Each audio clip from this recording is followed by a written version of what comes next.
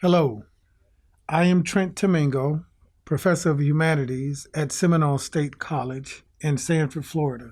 What you are about to see is a roundtable discussion on teaching Afrofuturism that was put together by me with mostly my colleagues from Seminole State. In 2020, our department had a series of presentations given by Afrofuturism scholars to members of our department. These were professional development seminars that were geared toward teaching professionals and helping them to see the value of Afrofuturism to the subject matters that we teach.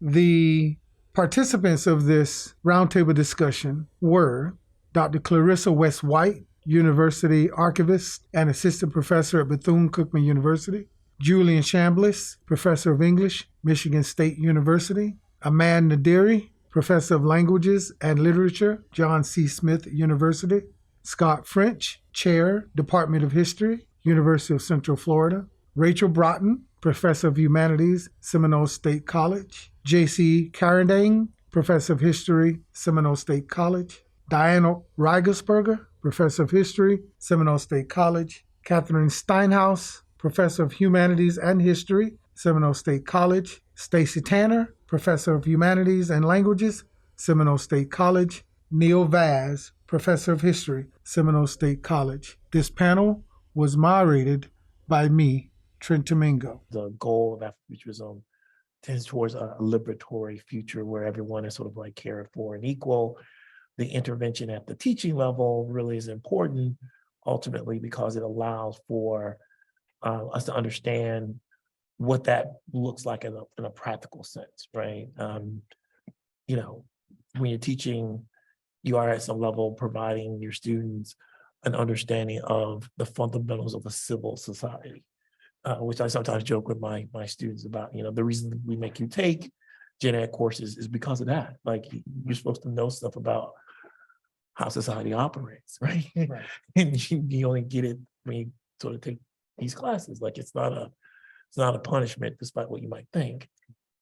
It's a way to like really impart to you a kind of civil society and important theories and practices that make for a stable and society that can move forward. And so, you know, ultimately, both in terms of the festival, speaking directly to people, you know, it's a public, a kind of public humanities project.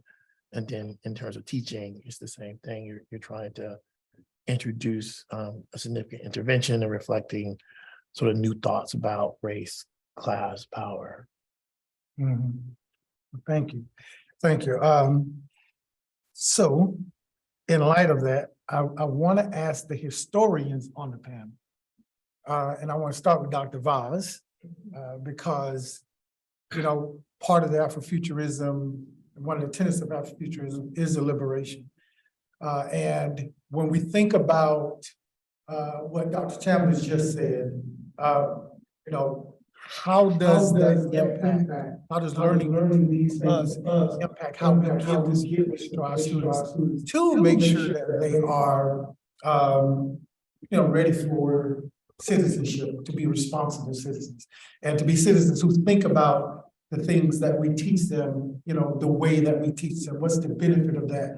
Now, you already teach about the liberation of Africans all over the diaspora and the self-liberation of Africans over the diaspora. You already teach it, but how does the understanding of Afrofuturism change how you talk about that, or does it? Well, actually, for a very long time, I didn't even really understand what Afrofuturism was. I was always kind of stuck in the past, right? And it wasn't until recently that you actually explained it to me. And you were saying like a lot of what I'm doing kind of reflects this whole concept of Afrofuturism, right? And one of the things, like my studies have always been on maroon communities throughout the diaspora, which are runaway slave communities where people pooled their resources together, they escaped slavery on their own volition, drew a line in the sand and said, if you cross this line, we're gonna have to go to war. They said this to their former colonial masters, right? But this space that these people created for themselves, for them these were nations within nations. And sometimes we have a tendency to overlook these spaces throughout history and with the historical narrative. We see these as not legitimate, not valid spaces, but these nations existed all throughout the diaspora. So whenever we're studying history in modern times, or whenever like we look at film or whatever, we always have a tendency to look at those spaces that have been legitimized or valid by the colonial state or by the so-called masters. But Afrofuturism is about this alternative reality, right? That's a part of it.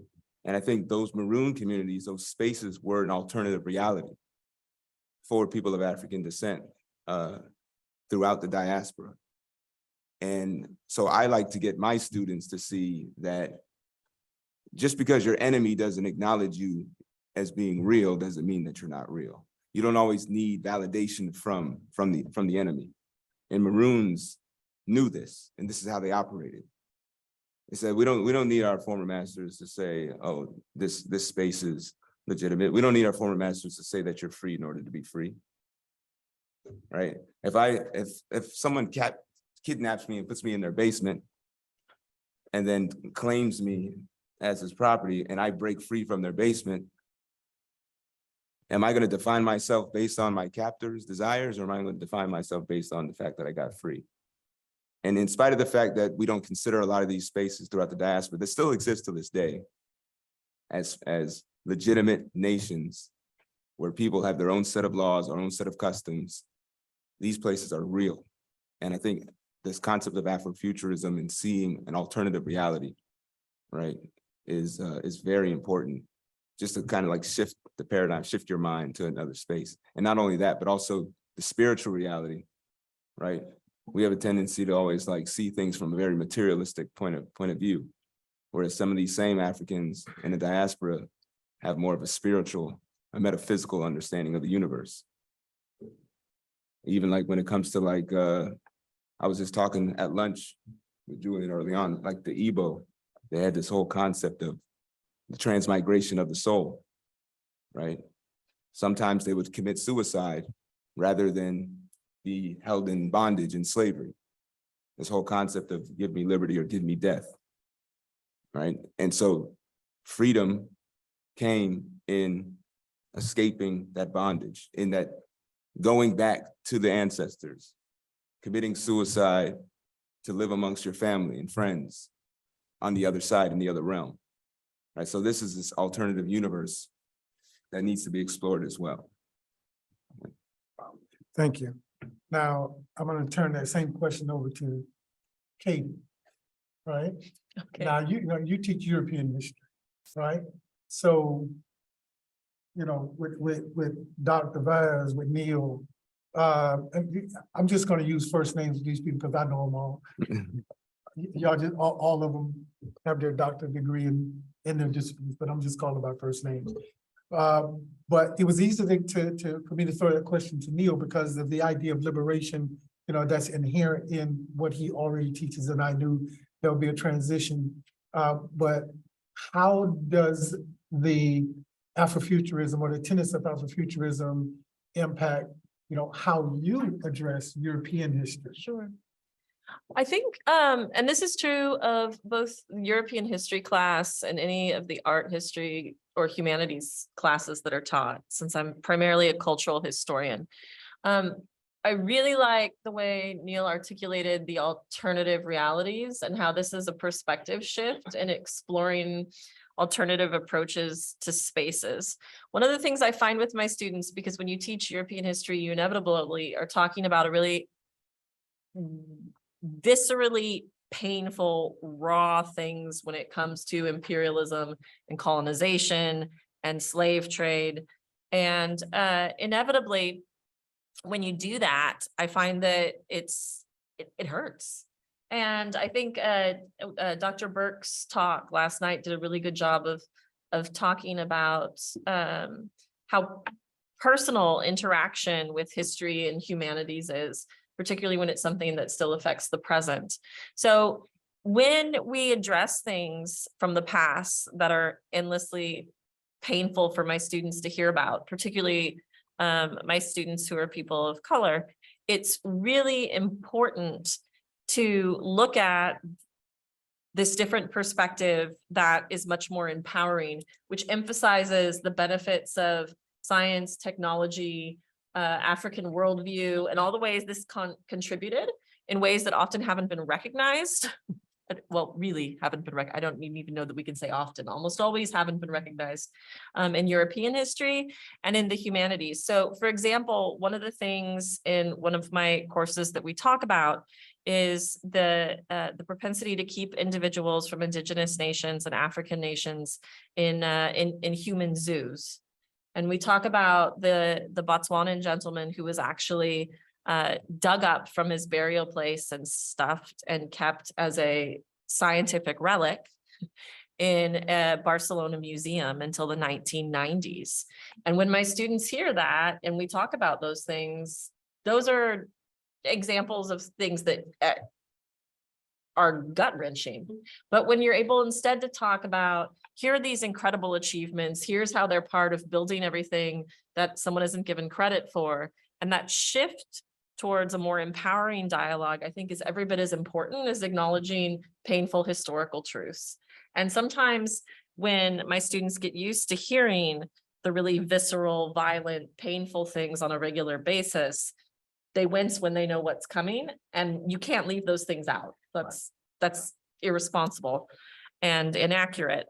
But in order to tell them the positives, and I think Afrofuturist authors and artists and scholars have done such a good job of looking back to the past and drawing those positives and playing, particularly in science fiction pieces, with how these cultural concepts could have been allowed to manifest in these incredible achievements, and being able to trace places they did manifest in incredible achievements is so much healthier for my students, because the goal of an educator should really be to empower those students in addition to informing them. And when they can take something away that they feel pride in, and that they feel like there's this more joyous element of a legacy, I think that's really valuable. It sort of flips that narrative into that alternative space.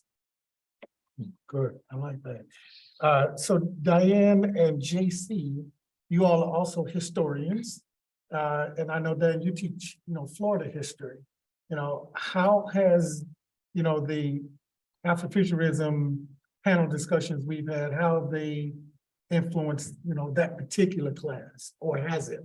That particular class. Yeah. I think for Florida history, you're kind of in the same conversation as you are with a lot of the American history narrative, so I can kind of speak to both. What stood out to me was this idea that we got from one of these webinars, that technological innovations, which are this sort of key component of Afrofuturism, they're important, but they're not actually what transcend racial prejudices and create this sort of utopian future, right? Automation doesn't solve it. Part of the utopian future is that human work has been done, and that without that human work, you don't have the benefits of the technology. And so I think it's a useful thing when I thought about how I was framing history and teaching it, because from the academy, or at least from some of my encounters with it, you do get sort of this liberal narrative that history is progress, right? It is always progress and it always moving forward. And it's very easy to get trapped in this association between technology and progress and to depersonalize it. But when you actually talk about teaching history, you are teaching the history of people who did the work, right? People who led the movements, who took the risks, who stood for things.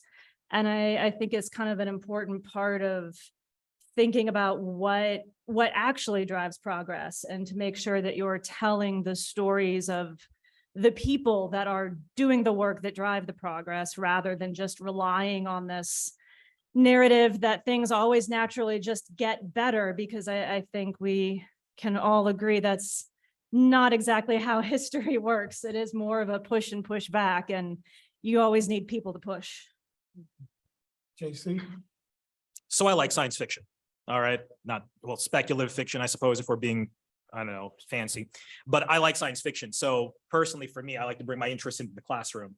And since there's been this boom in, what an Afrofuturism in popular culture, one of the discussions I've had this with Trent is, what is Afrofuturism? And is it more than just putting Black actors in space, right? Is it more than just, swapping out white actors in Star Trek and putting in Black actors without addressing actual themes of African-American history or the history of the diaspora? Do you have to have all of that other stuff? Some of it is heavy baggage. Some of it is, is painful history. Do you need that to make it Afrofuturism? So this is kind of an area of interest of mine, because part of what I cover is I am the general purpose American historian, and all of you have taken a history class know African-American history, sort of, we dip in and out of it, right? We'll talk about the progressive era, we'll talk about Jim Crow, and then boom, we're going to talk about imperialism, and then the First World War, and then maybe we'll talk about the Harlem Hellfighters for 5 minutes, and then it's off to the 1920s, and then maybe we'll talk about the Harlem Renaissance for 5 minutes, and then it's off to the Great Depression. So we kind of dip in and out of African-American history. I'll be honest, but part of my approach for Afrofuturism is purely utilitarian. How do I get many of my students, some of whom have maybe never studied direct African or African-American history, to understand the history that we're covering, to get like a larger perspective, things on them. They may not even have heard the term, the diaspora. So using popular film, something like Black Panther, sorry to step on film studies. So using popular tropes or stuff like this is useful for me. I also have a background in, high school education. So a lot of it is, how do I carry my students, perspectives, the stuff that they're watching on Disney Plus or in their real lives, into my classroom to help them understand the concepts that we are wrestling with right now. So if I'm talking about, the Black Panther movement in the 1960s, can I relate that to the Black Panther movie in some way, shape, or form? Because if my students will watch these films, are there ideals of Afrofuturism? They don't even have a word for it, but they've internalized, or they've watched it, they've kind of gotten it, and then can I bring that out in class, so then I can make those connections and go, aha, see the stuff that you're consuming, it's all really right here. This stuff kind of happened in my class yesterday. We were talking about W.B. Du Bois and Booker T. Washington, and we're starting to make those connections. So for me, it's a combination of total mercenary utilitarianism. How do I get these students to understand the topics and my assessments, but also my own personal interest in the subject, because I'm curious, and I'm a fan of speculative fiction. I'm a fan of science fiction. I'm an old Star Trek fan, but I like seeing all of these things grow and evolve, and I want to see infinite diversity and infinite combinations going forward. So there's that aspect. All right, thank you. Now, Stacy, I think you and I have talked the least about where our classes sort of cross, right? So, I'm really interested in how the classes you teach use the stuff that we've been dealing with Afrofuturism. I think I might have an idea of what I would like for that to be, but, I'm not you. And I'll just throw it out there, with the classes that you teach and this Afrofuturist idea of alternative spaces, and imagining alternative spaces, and then working to bring those alternative spaces, into existence. I can see how, just by knowing what you teach and just our normal day-to-day interaction, how that alternate space kind of conversation can be kind of accessed from an Afrofuturist perspective to your classes. So if that's the case, how does that happen? And if that's not the case, how do you use Afrofuturist information? That was a big question. I teach women's history. I have taught 20th, 21st century humanities. I teach humanities from a cultural studies perspective in the core class, and I teach LGBTQ studies in the humanities. And I was all ready to talk about history, so I guess I'm going to start there. I liked how you said that this was an intervention. I appreciated that word because it resonated with me, because I feel like studying Afrofuturism at SSC has offered the opportunity for me to intervene in the way in which I've thought about my classes and the way in which I teach my classes. When I came to SSC, I sort of inherited the women's studies or the women's history class and inherited the readings as well. And I'm also a product of this, liberal history education, where there's this liberal progression that's sort of embedded. But when I began teaching women's history, one of the things that I recognized, with no matter how much, preceding generations, no matter how much goodwill that came with new cultural history, no matter how much goodwill there was in the historians that came before me to write and be more inclusive of different people and different histories, I still felt like when I was teaching these secondary sources and even primary sources that were available and accessible, I felt like there were people talking over minority voices, in particular African voices. And so when I completed, or I'm actually in the process of still doing a complete course revision of my women's history classes, I made several things a priority to make sure that my students understood that there's alternate ways to think about primary sources. While I'm a product of this idea that history, the basic building block is that document, that text, right? There's certainly a lot of different ways in which to think about that. And I've not only included alternative kinds of sources, but I've offered students opportunities to do that too, and telling their own stories. I have exercises called everyday history. It's their everyday history, and they have to bring whatever receipts that they have from their lives to that story to document it. And so nothing is off the table in that situation. And when it comes to talking about secondary sources in my women's history class, I try to center African-American women's voices. And I also try to center the way, there's a whole generation of new historians coming out and rethinking this. And I'm trying to access that, right? To let my students know that there's change. This change is happening and we're in the middle of it. And there's no reason with the tech that we have that we can't access that. And do it in a way that's at no extra cost for them. That's one of my goals as well. Let's see. So we rethink the primary source. That's probably the biggest change that I've made to the women's history class. And I've tried really hard to center Black women's voices. I teach as an example, I teach a book by Jessica Marie Johnson out of Johns Hopkins University called Wicked Flesh. And it's the story of Suzanne, who is Louis Congo's wife.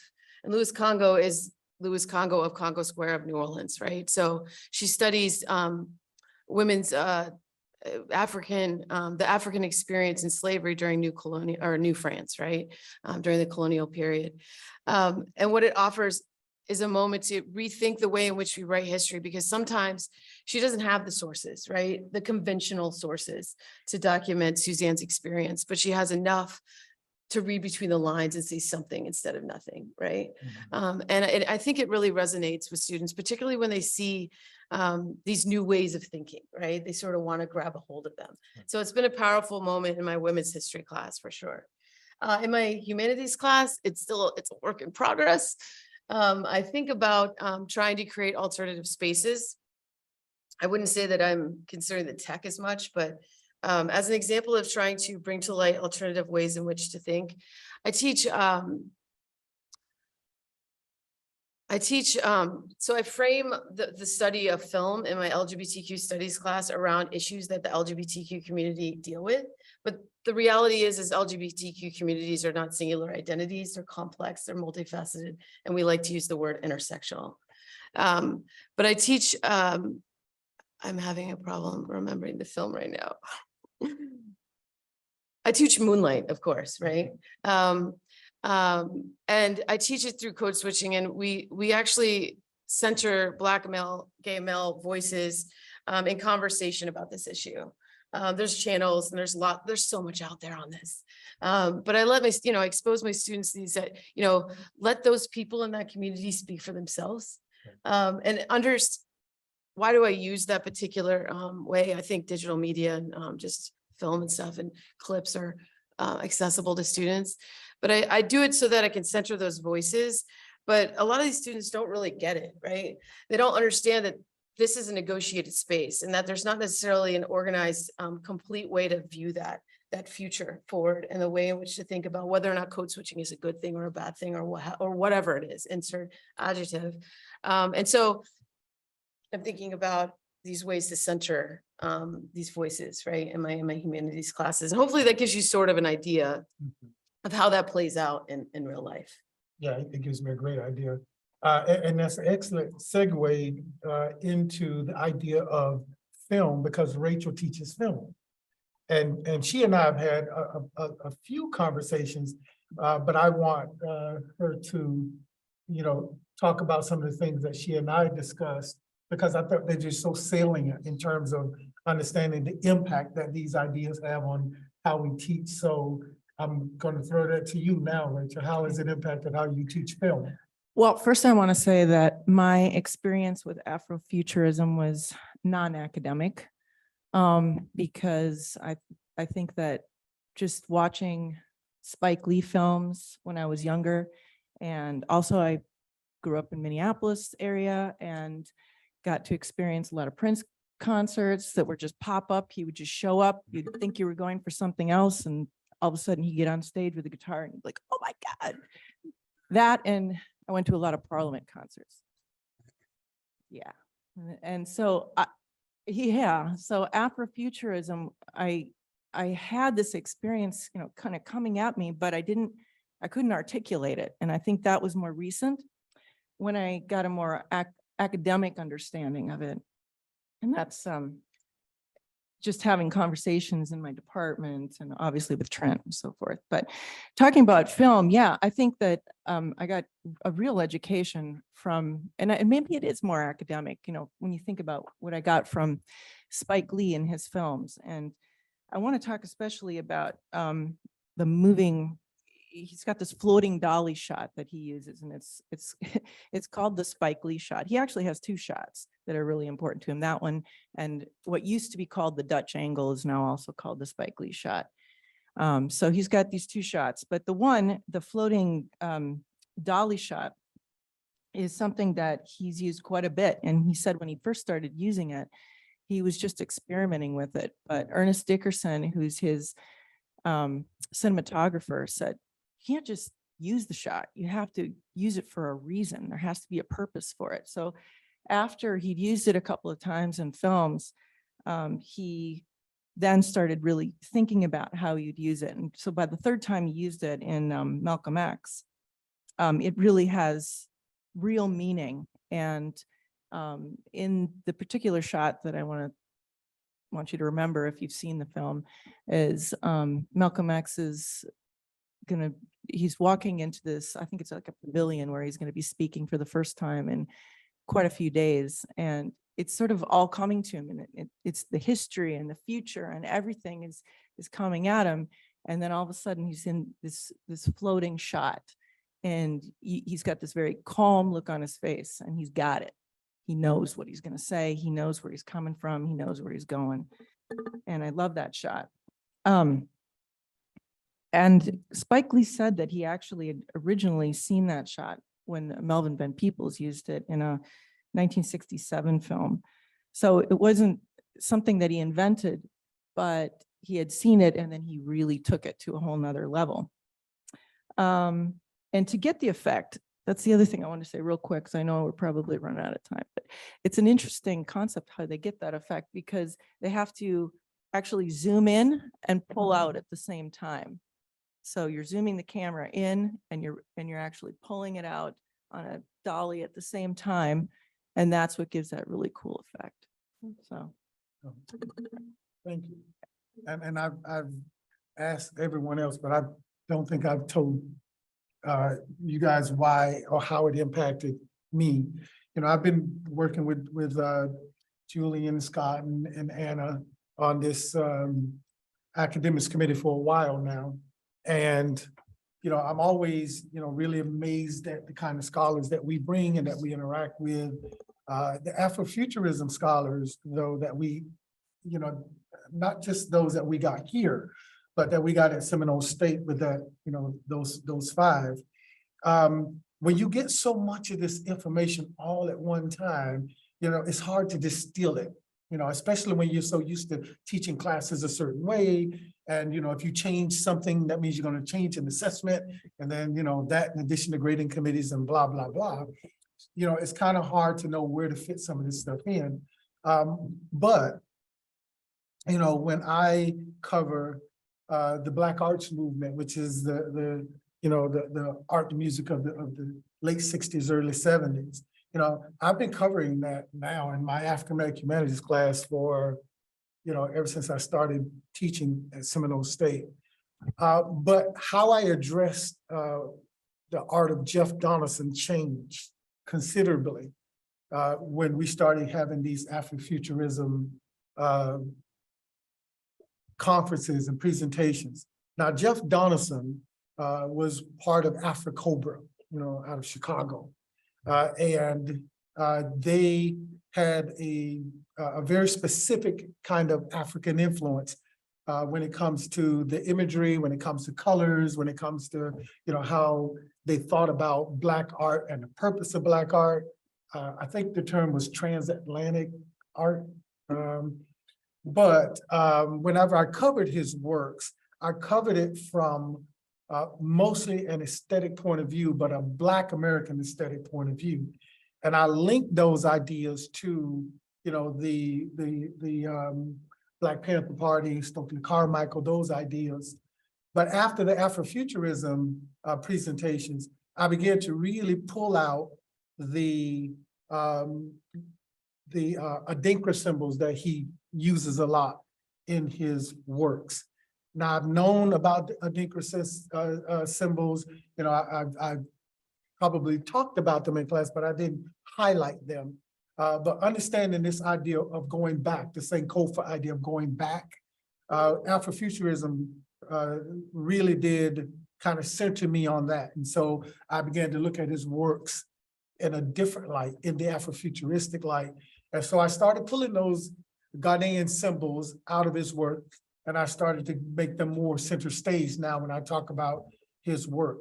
And not only that, but I've also brought in the music of Parliament, George Clinton, with the Mothership, because I see, I'm like, Rachel, I grew up on Parliament. So to me, it was just good music, and the Mothership, that was a neat idea, but you don't know how it exists in a thematic space, in order to teach it. And Afrofuturism did that for that particular class in terms of how I approach it. And I also want to go back to something that Katie said about giving an alternative. When you teach the stuff that we teach when it comes to Black people in this country and in the diaspora, it's some pretty heavy stuff, and it's not all pretty pictures. And how do you get some positive feelings and positive vibes out of this stuff when you got to teach the truth of it, and we all find our way of instilling pride in our students of color, despite the fact that we all got to give really bad information.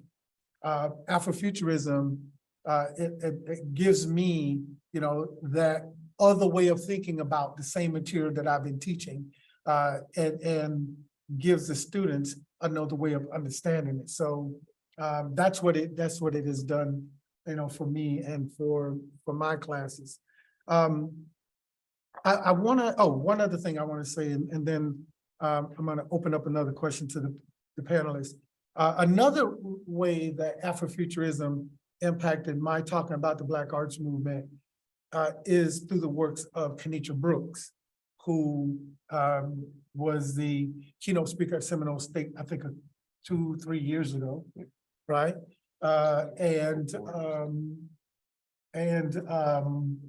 She was also one of those that were part of the 5 that talked with Seminole State. Well, she has this article that she had given me called Myrtle's Medicine. And when I read that article, thinking about these, different kind of ideas, like what Stacy and Diana was talking about. How do you give a different perspective, right? Well, when I cover the Black Arts Movement, it's very male dominated because that's, kind of the things that, we tend to kind of gravitate toward. And of course, I know about the women who were key to the civil rights movement. You mentioned them in the class, but they're not centered. Well, with that article, I was able to include it with my Black Arts Movement, particularly on the idea of spirituality, because I didn't cover the spirituality of the Black Arts Movement. I only covered, the music and the art in the way that it was, revolting against the dominant Eurocentric ideas. Well, with her article, that gives the contribution of the spiritual contribution of the women in the African diaspora, and in particular, the herbs and the medicines and the things that we call voodoo. She very eloquently talks about in that article how the things that her grandmother used to collect, and how she began to understand those things as harbingers of knowledge, when women really are considered to be, where you got resources of knowledge, because it's how we look at knowledge. When it came to the Black Arts Movement, that was my article to put there to show people that, yeah, we got the male dominant side that we typically get in our, courses. But here's another way of looking at the Black Arts Movement through the idea of spirituality and the carryover of the African influence, because of the, juxtaposing African influence of the religion, the Socratic religions, and the herbs and the potions and things like that, with those images from Jeff Donaldson. And so people began to make more of a holistic connection now. And when I cover the Black Arts Movement, so that's how it really has impacted me in my classes. So the next question that I want to kind of throw out: where do we see this going, like, next? How? And I'm just asking everybody, how do you see what you're doing now changing in the future? Because we're all still learning these ideas, and we haven't even begun to dive into the stuff that we've learned so far. We're just sort of, infusing this stuff into what we teach now. But all of us are committed to furthering how we understand not only our world and Afrofuturism, but how we give our information to our students. So I know that that's a very active area. How are we going to continue to develop these ideas that we've gotten from Afrofuturism and make them even more salient in our courses? And I think I'll start with JC with this one. Okay. So, at the risk of getting political, but if not here, where? Sorry, Trent, I'm gonna apologize. I was at a lecture at UCF, the sources thing, last week. I was attending a lecture by a former colleague of ours, an adjunct, who was using how to teach analogies. He was using how to use Star Wars to teach. And the thing that he ended on was really interesting. He said, in the political climate that we're in, perhaps with the restrictions on what we may or may not be able to talk about, and some of you might be entering the education field and maybe in the public school system at some point in your careers, can you use analogies to teach about some things? And so I'm thinking in terms of Afrofuturism, in the actual science fiction perspective, can I use an Afrofuturistic story to discuss themes that may be a little bit controversial, or as a way to use the analogy to sort of approach a subject that might be problematic maybe, or taboo, or something that, perhaps in the hopefully distant future that never happens is not allowed to be discussed in a certain space. But if you're discussing, I don't know, a superhero movie or a science fiction movie, but the themes of Afrofuturism are relevant to class warfare to, you know, if you're discussing a dystopian film, but it has things such as, you know, police brutality or, you know, oppression of minority groups, can you use that to sort of address a subject in sort of a tangential way? So I'm thinking in terms of the future, if we're using stories and media that are history adjacent, I think this is a trend that a lot of you know, teachers are going into. I think UCF does a lot of this with their education program, using film to teach history. Well, I think Afrofuturism definitely has a place in this because, well, if we're teaching controversial subjects, then this is a very useful tool. Again, I'm coming at it from a utilitarian, having taught in the high school program for a long time, the way of using Afrofuturism. So going forward, my eye is on stories, films, graphic novels, whatever, that I can use to relate to what I'm teaching in class. And maybe I can use as a way to sort of supplement or even camouflage perhaps some things that I want to talk about, but do it in a sort of obtuse way. I see. Rachel, what about you? Well, the way I see how I can use it in my film classes is I talk about, and I have been talking about it already, but so I'll continue to talk about this, but the non-linearity of the ideas of Afrofuturism and the interruption, just like sort of what the Prince concerts did, like they interrupted everything. And that's what the Spike Lee shot's all about too, that interruption. And stop and think about it. And this is where we're drawing from everything. This alternative universe and the metaphysical. And so I'll continue to bring all that into my lectures about film. So Thanks. And Diane? This is a big question. My mind went to kind of the same place that JC's did. There is something, I know, something sort of gloriously subversive about the different ways to see the world and to think about the world that Afrofuturism lends. And it is a way to think about dystopia and, you know, what if things are in this place in the future that's worse, right? But I think the flip side of that is that I'm just going to tell you, I took my notes straight out of one of these webinars. And one of the things that I wrote down that struck me is the idea that resistance is an act of hope, and imagining a future that is better than the present is such an important thing to keep doing. And so that I think I would probably lean in the same direction as you, thinking about the way that those kinds of stories offer alternative ways to think about the future, that it's nothing is set in stone, right? I'm going to stop there. I was at the risk of rambling. No. No. We have a little bit of time, so if you're not done. Well, I mean, just the other thing about, I do stuff with my students with oral history projects.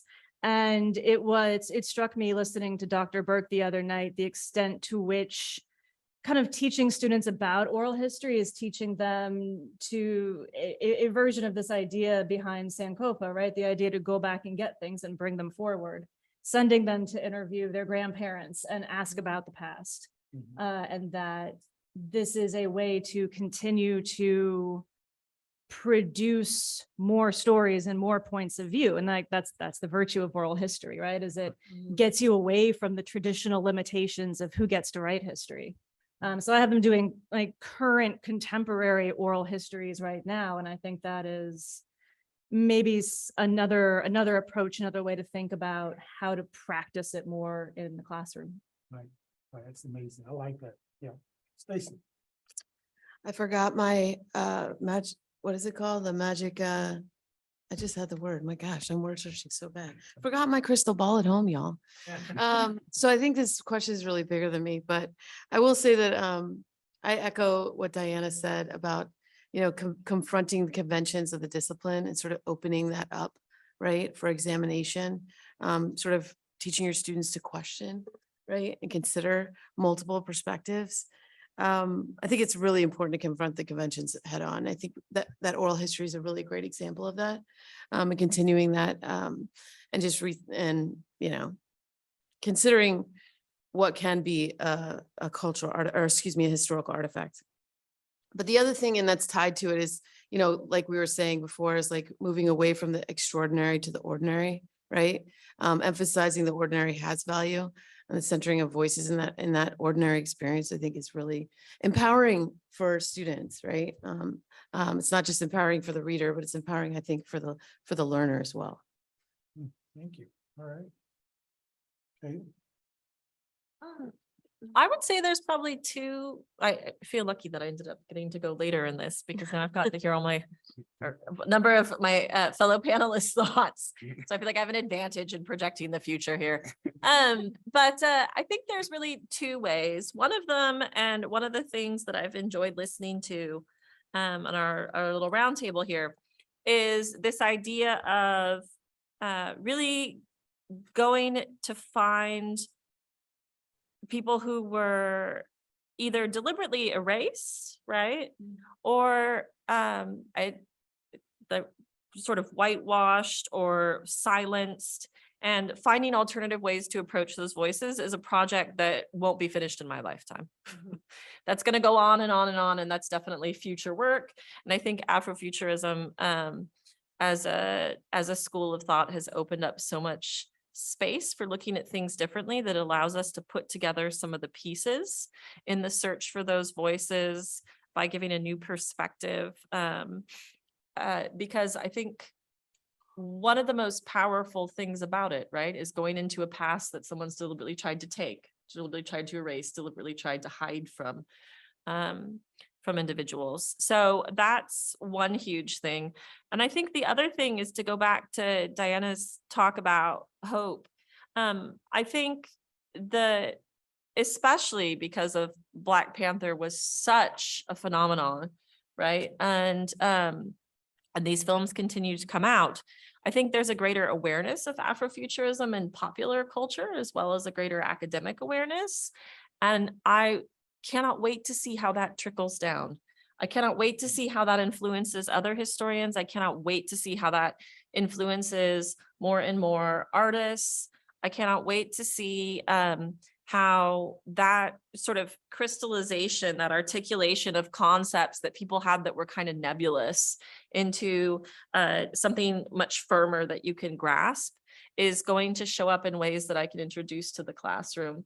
One of the joys of being an educator is finding new books, new art objects, new films, new theories, new articles, new museum exhibits, and all of these things are going to continue to come up around me. And there's my resistance hope. I can't wait to see those pop up and to use those, because this is a really beautiful, rich, theoretical gift.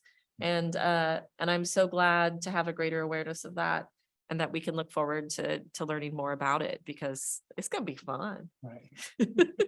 I keep finding it in books and going, oh, and now I know how to think about when Getchi Mutu or Simone Lee or some of these, I'm thinking particularly in this case of sculptresses, or looking at things. The future has so much potential for really fun thought. Good, good. All right, Dr. Vaz. Yeah, I mean, I just kind of piggyback off what everybody else is saying. I mean, they said everything already. I don't even know what else to. Yeah, but how are you gonna, how do you see it developing though? It can still be the same because, Yeah, I mean, yeah, I guess in my class, I guess what I usually tend to do is with Afrofuturism, and what I hope to continue to do in the future is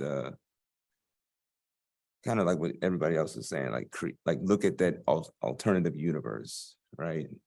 And dig into the past, some of what has been delegitimized, like what has been considered as like superstition by a lot of these like white historians and stuff like that, or through the planters' records, bring some of that stuff back up to the forefront and just re-examine some of these things and say, oh, are these things superstitions, right? I remember I was reading a couple of articles about how certain planters were looking at what some Africans were doing on the plantations. And they would be playing the drums, right? And then they would be singing these songs, and then they would be poking each other with these little sticks. And in the process, they were healing each other, right? But the planters from the outside are looking at these Africans and they're like, oh, they're just doing some mumbo jumbo superstitious stuff. But what they were actually engaging in was some form of inoculation. They say, oh, they're just poking each other with sticks. But I don't know if anybody knows this history, but back in 1721, there was an enslaved person by the name of Onesimus. I think that was his name. And his master realized that he actually had, an inoculation for smallpox, right? Because it was a smallpox outbreak in Boston, Massachusetts in 1721. But for a long time, they just viewed what they were doing as like, oh, they're just dancing and poking each other, or, they're just playing drums. But to re-examine some of these beliefs, and go back and say, well, is there like some science behind what these people are doing? Is it not just superstition? Like when I go in my garden and I sing to my plants, like some people think I'm crazy, but then now they're coming out saying like there's actually some science behind like singing to your plants, So they had this esoteric knowledge that we've like a lot of Western science is just overlooked. And now we're starting to realize that some of this stuff, is actually real. It's real science, not just junk science. And so I guess re-examining some of those old things and even going back into like Kenitra Brooks was doing, like asking grandma and grandpa, like some of the knowledge that might've been passed down to them that we kind of just all take for granted now, but going and learning some of these things and then bringing it into the future, right? I guess making legitimate, once again, institutions, ancient institutions that we once had, and then bringing them into the future. And then questioning some of the modern institutions that we have and saying, well, are these really for us? All right. Are they really for our health? Are they really for our safety? And so I guess that's what I would be doing. Good. Thank you. And as for me, I'm going to be rethinking how I package my African American Humanities course. In particular, the theme around which I've organized the course is the theme of identity, but what I'm going to be doing is taking some of the tenets of Afrofuturism. I'll still be teaching the same, pretty much the same information, but I plan on repackaging it so that it's more positive, especially when you think about the Harlem Renaissance. And I'm already making connections between the Harlem Renaissance and the Black Arts Movement in terms of the Black identity and how that has, the Black political identity and how that has changed, throughout the decades.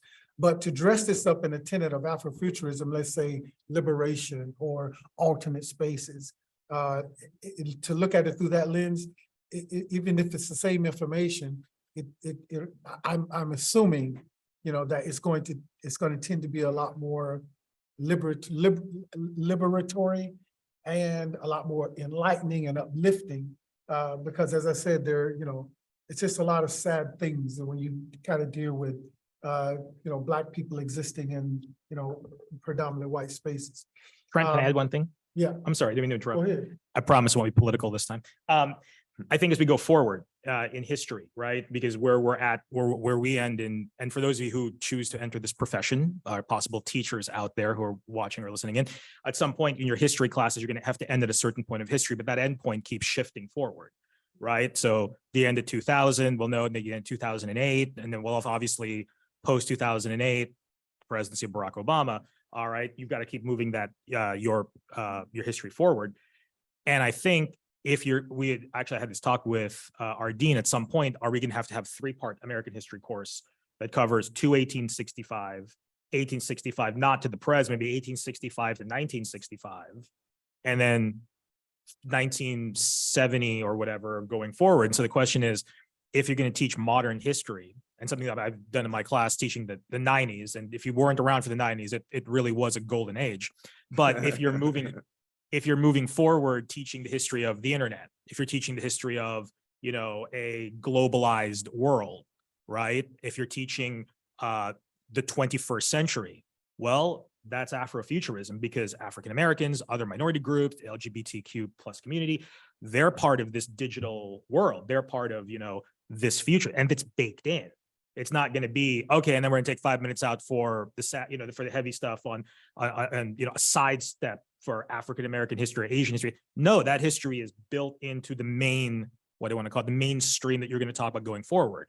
And I think everything we talk about Afrofuturism, in every way we talk about it, is going to have a space in even in the general purpose history class for the general purpose history professors, all right, as well as the more specialized areas. So I think going forward, that everything we talk about with Afrofuturism, and even going back to traditional beliefs that are being, like Sankofa brought back in, that's going to have a space if you are going to build a U.S. history from, you know, 1965 to the present, because that Afrofuturism, that's basically the history of the last 30, 40 years of the United States.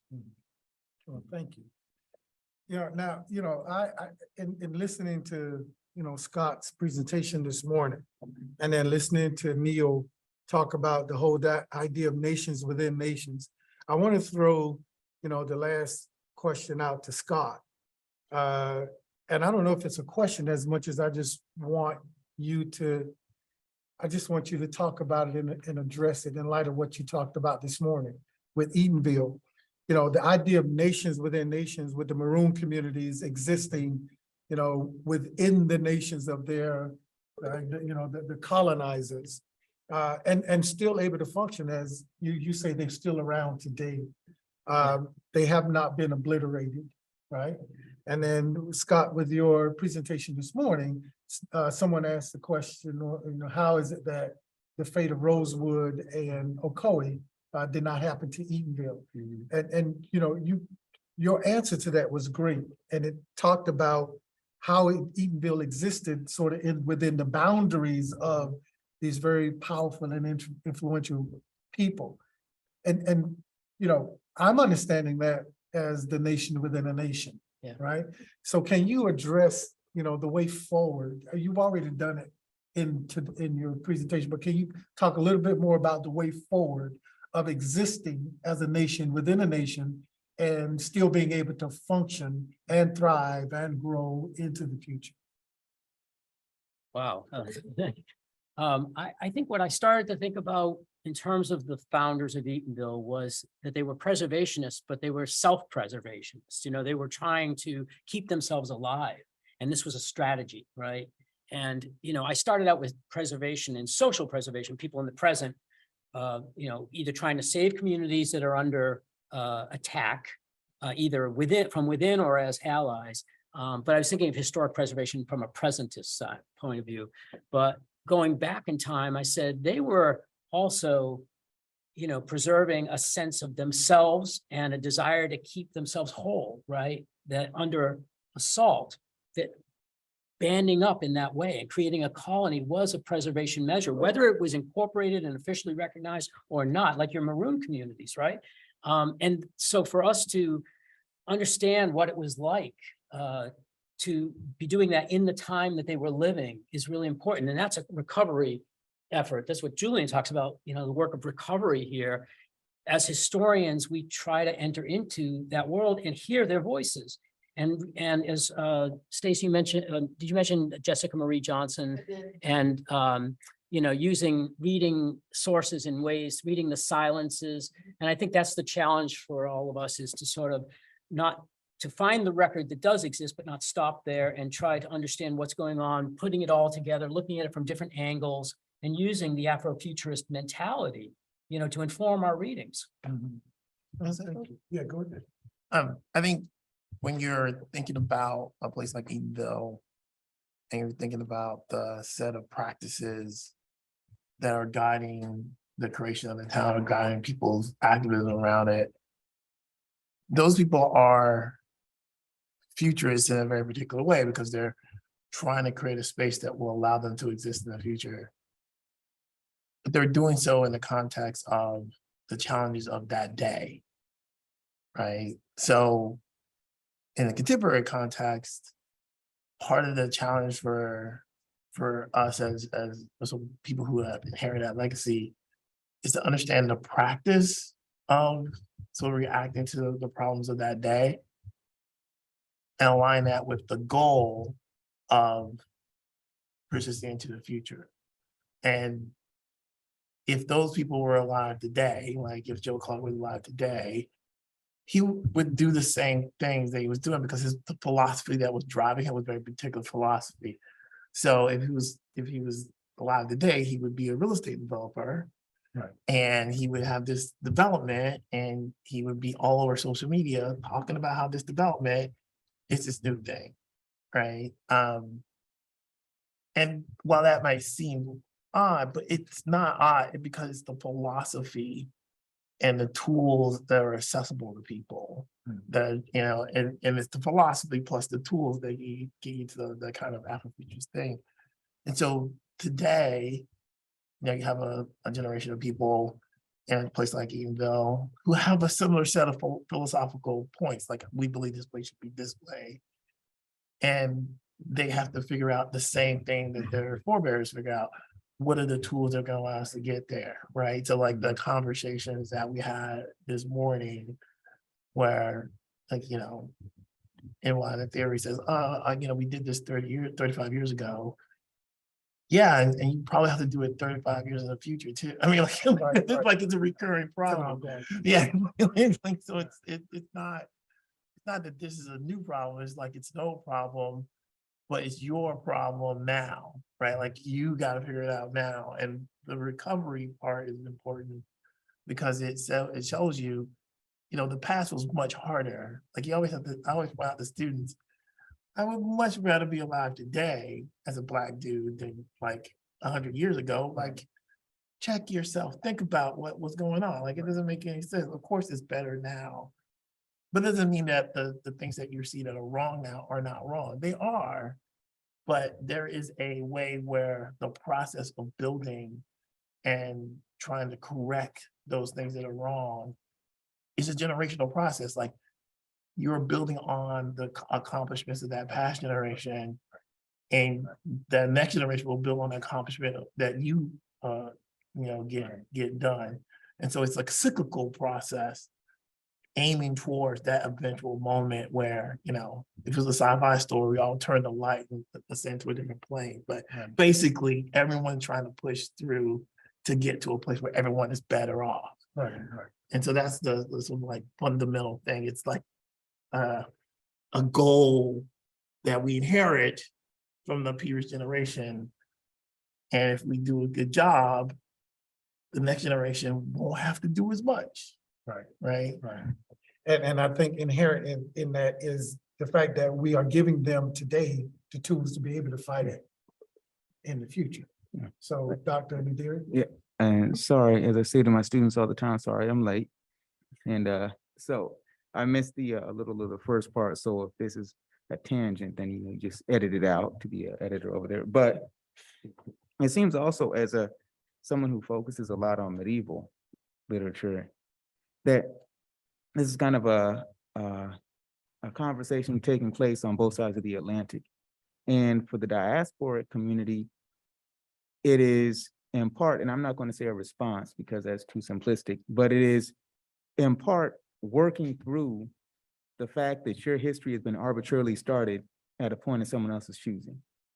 That when we talk about African-American history, even though anyone who's come up, at least in this school system in this area, we know that European American history starts in Mesopotamia, basically. It's the arc of what is perceived as world history.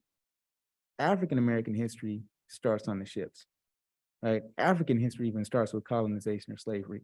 So if you are on the other side, if you are the 90+% of Black people who live in the world who live in Africa, then figuring that out means reclaiming your history, right? Reclaiming your history on the continent. That's a liberatory move.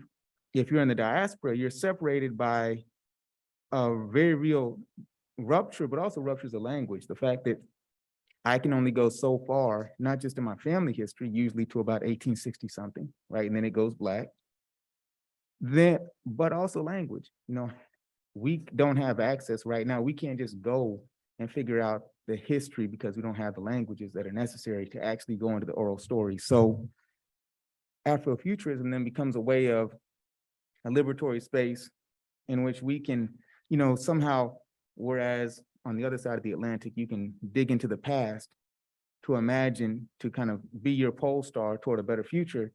We can dig into the future to be a pole star for a better future, because even though we don't know, we only have like an inkling of our past in this country or in the diaspora.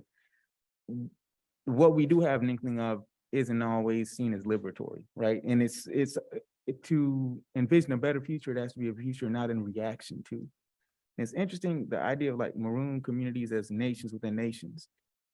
For Edenville, it was.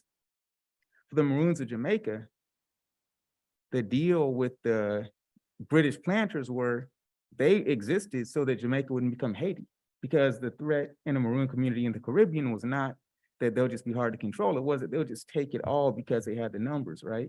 And so it became a totally different situation there, because those actually, whereas Edenville might have been a semi-autonomous zone, if you wanted to think about it that way, with some clear compromises, the community in Jamaica was just like a potentially explosive situation that was just had to be totally ignored, right? So that would have been more of a frontier area, right? And so then these become conversations, whereas Afrofuturism that we see here is kind of something that will then continue to evolve, you could say, as the exploration, the excavation of the past in Africa, which we will probably see continue to develop, because as the indigenous people's voices get stronger, we will see a different history emerge, and we even have seen that in the last 40 years with our understanding of, say, the Empire of Ghana and what happened or did not happen to it. I think that in the same way that Afrofuturism seems to borrow a number of symbols like the Ndinkra symbols, right, in an attempt to pull symbols from the past, ideas from the past, and utilize them, I think that will become an even stronger mode as these symbols become further explained, because what we see with, say, European history is that it's appropriated by people in the present to their own means and ends. So the medieval period means what people today want it to mean, how they can appropriate it. And I think that we will see a similar trend with Afrofuturism, that as African history, especially West African history, becomes more understood, that will become a ready resource to then be appropriated. In the same way that we saw with Black Panther, that they appropriated a number of symbols, especially from Southern Africa, but they appropriated some symbols from West Africa as well. I think that is something that we will continue to see kind of work in tandem with like a burgeoning African cinematic landscape as well. All right. Thank you. Thank you. I think we should open it up for questions in case anyone has questions. All right, we have one over here. Thank